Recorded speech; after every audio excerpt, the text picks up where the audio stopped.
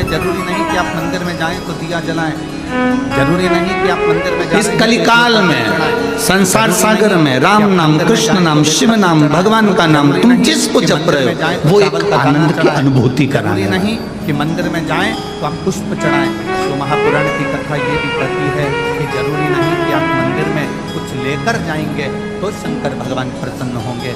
जरूरी ये है कि अगर वो एक आनंद की अनुभूति कराने पहुंच भी गए और अपने दोनों हाथों का प्रयोग जाया करो, की सफाई में भी कर दिया। शिव के दरवाजे पर जाने से कभी मुख मत मोड़ो।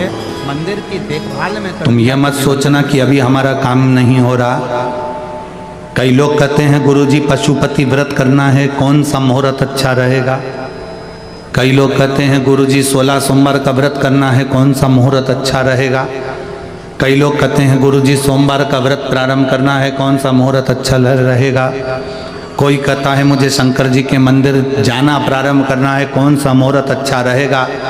शिव महापुराण की कथा में वर्णन किया गया कि शंकर के मंदिर में, शंकर के ग्रह में, शंकर के मंदिर शिवालय में, देवालय में, शिव पुराण में, शंकर की स्तुति में, शंकर के अनुमोदन में, शंकर के भजन में मुहूर्त नहीं देखा जाता, क्योंकि शंकर काल अधिपति महाकाल है। उसने समय बनाया है तो वो मुहूर्त खुद बनाता है। सारी पुराण, जितनी पुराण होती है उसमें मुहूर्त देखा जाता है। रामायण बिठाना है मुहूर्त देखना पड़ेगा, भागवत बिठाना है मुहूर्त देखना पड़ेगा। शिव महापुराण बिठाने के लिए कोई मुहूर्त नहीं देखा जाता।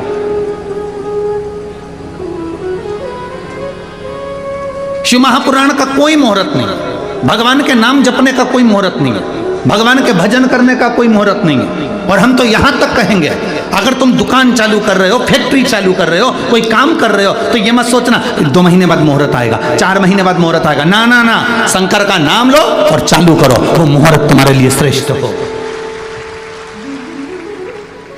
विलंब नहीं करना है हमें देरी नहीं करना, हमें तो तुरंत भगवान का नाम लेना है, शंकर का नाम स्मरण करना है। बोल बम का नारा है, वाह वाह, भगवान का नाम लेकर, शंकर का नाम लेकर, विश्वनाथ का नाम लेकर, सोमेश्वर का नाम लेकर हमें वो कार्य पूर्ण कर दे। हम मुहूर्त का इंतजार क्यों करें?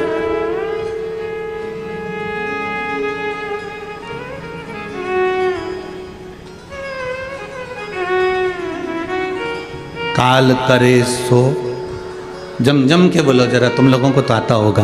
काल करे सो, आज करे सो, पल में परलय हो जाएगा, और शिव नाम जपेगा कब?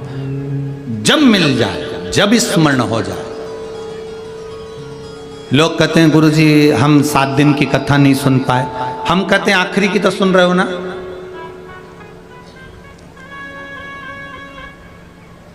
हम आखिरी दिन भी नहीं आ पाए और बीच में आ जाए, कुछ जो तुम्हें समय मिले, जैसा तुम्हें समय मिले। गुरुजी टीवी के सामने भी हम इतनी देर नहीं बैठ सकते, तो हम चलते फिरते सुन ले। बिल्कुल, कौन ने मना करा? यमराज आएगा तो ये देख कर आएगा कि तू सोफे पे बैठी है। बोलो, यमराज जी कहेगा कि तू रोटी खा ले इसके बाद लेकर चलूंगा? यमराज जी कहेगा कि तू गाड़ी में से उतर जा इसके बाद लेकर चलूंगा?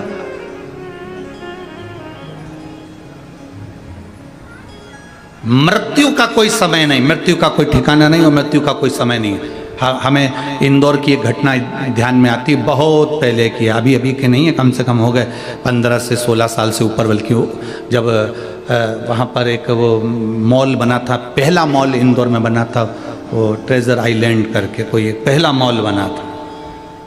और पहला मॉल बना था और उस मॉल के पास सामने गाड़ी खड़ी हुई थी, और महिला का जो पति था वो मॉल में गया था, महिला अंदर बैठी हुई मोबाइल चला रही थी और एसी में बैठी हुई थी, कांच बंद था, इधर का भी कांच बंद, इधर का भी कांच बंद, इधर का भी कांच बंद, सब बंद।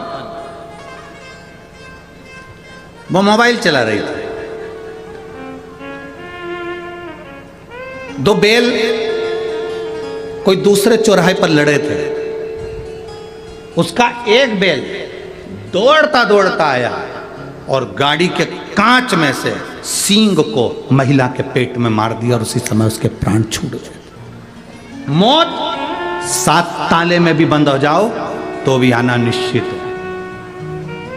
मृत्यु का कोई स्थान नहीं होता, मौत का कोई स्थान नहीं होता कि तुम सोफे पर बैठे हो तो मौत नहीं आएगी, या तुम यहां बैठे हो या वहां बैठे हो मौत नहीं आएगी ना। मृत्यु का कोई स्थान नहीं होता। जन्म मरण परण 3 उस भोलेनाथ के हाथ में है। बस इतना जरूर है कि तुमने अगर भगवान के नाम का गुणगान किया है, भगवान की भक्ति करी है, तो यह पक्का है कि तुम्हें भोगना नहीं पड़ेगा। उस परमात्मा की शरणागति तुम्हें तुरंत प्राप्त हो जाएगी, भोगना नहीं।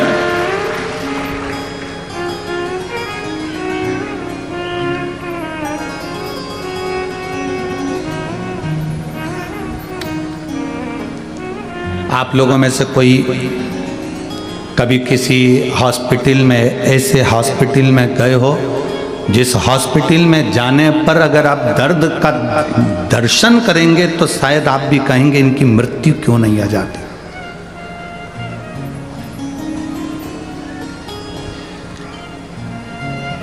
गोरखपुर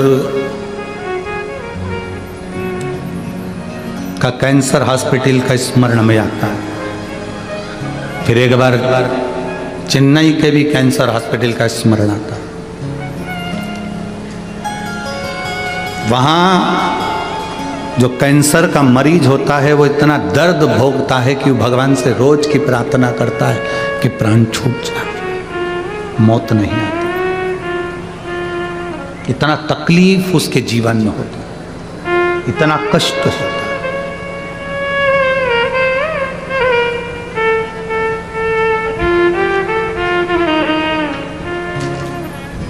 परिवार के लोग हमसे कहते हैं गुरुजी कोई उपाय। हम उनसे एक ही बात कहते हैं, देखिए उपाय तो बस केवल एक है, 1 लोटा हम शंकर को समर्पित करें, रुद्राक्ष को तांबे के कलश में गलाकर शिव जी को चढ़ाकर उसका जल जितना आप पी सकते हैं, 2 बूंद 4 बूंद शरीर पर लगा सकते हो, वो आपको सुख दे।